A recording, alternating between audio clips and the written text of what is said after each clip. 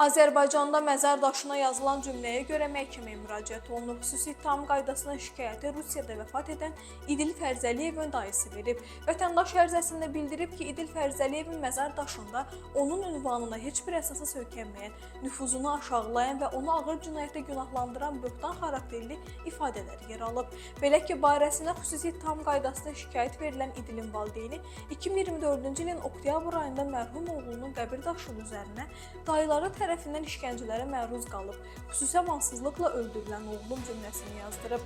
Mərhumun dayısının sözlərinə görə Rusiyada İdilin ölümü ilə bağlı aparılan cinayət işi rədd edilib və hadisə rəsmi qaydada intihar kimi qiymətləndirilib. Bu barədə Rusiya hüquq mühafizə orqanlarının materialları mövcuddur və ölümün zorakılıqla bağlı olmağı rəsmi təsdiqini tapmayıb.